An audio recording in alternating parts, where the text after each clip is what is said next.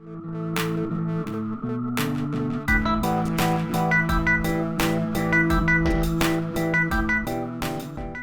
welcome to Indie Spotlight, the very first episode ever. I'm here with Gabriel Koenig from Ghost Time Games, here to talk about Test Tube Titans. What's up, Gabriel? Hey. Just, yeah. Glad to be here. Yeah, absolutely. I'm glad to have you, man. I'm excited. This is something I've been wanting to do for a while, and I'm glad to have you on to kick it off. If you want, just give us a brief history of you yourself before we start talking about a game. I kind of got into video games in a weird way. I was going to art school for video production, and kind of meandered over to audio, and then got into video game testing, and from there eventually started making my own games because I couldn't get any jobs doing audio. And so that's kind of where I'm at now, just making my own games. Awesome. And I had actually played Jettomero first. Right. And then had seen you working on Test Tube Titans and stuff. What led you down the path to these types of games? Because they're really interesting and different compared to a lot of games out there. Yeah, I think working alone, I run into a lot of limitations just in terms of what I know how to do and how much I can do myself. And so having all the physics-based animations really cut down on needing to animate anything. And it also added, I like the unpredictability of physics. I usually, whenever I'm making a game, I'll work with physics in some form because I like kind of the emergent stuff that comes out that you're not necessarily expecting. Like I can play the game over and over, and every time it's a little bit different because you don't know how the physics is going to react in a certain situation. Right, absolutely. And that's super true with both games that you've made. And I love the kind of the whimsical things that can happen sometimes with the physics. I think it's super fun.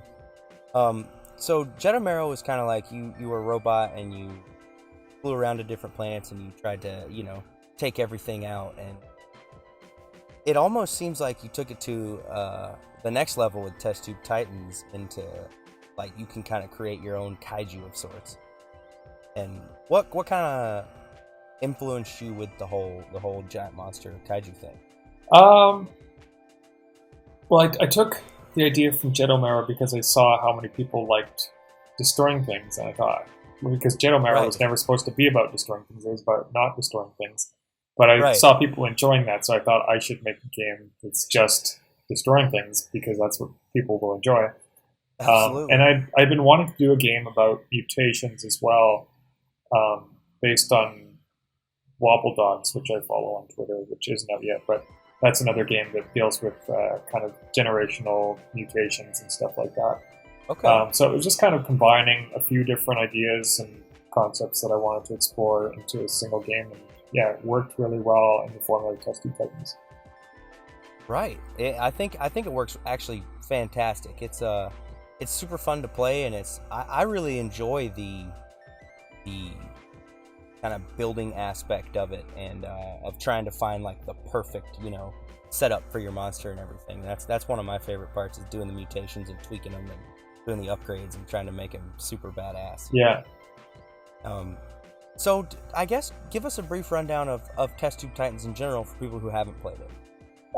So it's a physics-based game where you control the kind of like a not as unforgiving as QWOP, but QWOP kind of idea behind the controls, where you're controlling each limb separately, and you're walking these titans around and destroying things, inspired by games like Blast Corps on 64 and the Blast Corps, and like Rampage, which I don't think they've done a 3D Rampage like that, but those kind of games, which are just a ton of fun to go around and smash things, and then having the physics to it too really added something special that was enjoyable to play with. Oh yeah, absolutely. And it's super fun to like see, like, because I love how in this one there's like people coming after you, and it's like you have a little bit heavier resistance than you had in Jettomero, right? Yeah. Like with the police and all that coming after you, and it's super fun to see just how many you can get after you and see how long you can make it, and how much you can break before they take you down. And and it's inevitable, they're going to take you down at some point, but it's like They just don't stop. It's kind of like, it's almost like a GTA feeling, where you want to see how long you can go before they catch you. Yeah, it is. It is elements of GTA where you're running from the law, and these reinforcements keep showing up, and it's Right. Yeah, there's definitely that, and it's kind of like you can run or you can fight, but the more you fight, the more you're gonna lose health, and sooner or Yeah, later absolutely. You're better off just running through whatever you can, huh? Yeah, exactly. Just go as fast as possible. Right. It takes. I think a lot of people start playing the game expecting that these monsters are going to be able to just walk through anything and not be hurt, but they are very vulnerable, and I like that element of it where you do need to worry about your safety a little bit more than maybe other games that are that kind of destruction. That's interesting. I never thought about it from that aspect, but that is super cool that you are vulnerable, and you see most of these like the giant monsters like this portrayed and stuff as almost invincible, right? So it's really cool to have that vulnerability there and stuff. So you do everything yourself from sound to visuals and all that kind of stuff. What do you think are the most challenging parts of working alone versus the best parts of working? I should say I had some help with sound from someone who just found me on the internet and offered to help out with that, which is super sweet. But yeah, I'd say the biggest challenge doing everything myself is just giving things the appropriate attention they need. Like I would have done sound myself, but it wouldn't have been as good because I would have been like, well, I need to do all this other stuff, so I'll just get stuff in. And right, it's a little bit more, have to be selective about the things I focus on. And just because there's no budget behind the game either, so it's really, I can't spend too much time sticking into making it perfect. It's like, just get the gist of it in there. And so working alone, I think that's probably the biggest challenge, is just getting things to where they need to be, and then coming back and improving them doesn't always happen. Right. It's really impressive, man. Like what you've built here all by yourself, and like you said, you had some help with the sound, but it's really cool to see one person out here something like this. One thing I really like about the game is how, and with Jettomero too, you had it where like it's almost like the whole game is a photo mode, where you can change the filters in the photo mode menu, and then that filter like stays with it while you're playing the game. And where'd you get that idea? Did you just think that'd be cool one day, or where did that come from? Because I've never seen another game do that.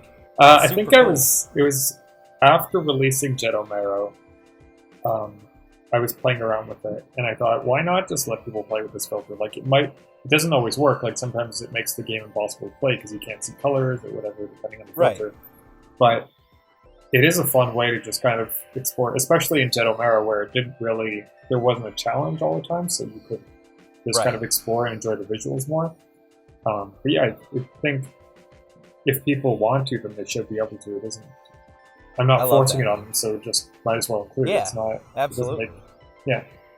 And you give the option. It's got the pop up at the start. If you don't want to do the crazy filters, you can opt out of that right here. Yeah, like that's cool. You give people. It's not like you're forcing it on. So I love it, especially like you said. I think I probably spent more time fiddling with it in Jettomero because I could, without getting like stopped by the authorities and stuff. Yeah. But but I really love it how you can change the filter and then it'll just be like that all the time, because I eventually found my favorite one on each game and leave it there, and that's cool how you can kind of make it your own game a little bit. Yeah, it's a nice touch to it that I think a lot of games don't necessarily always have.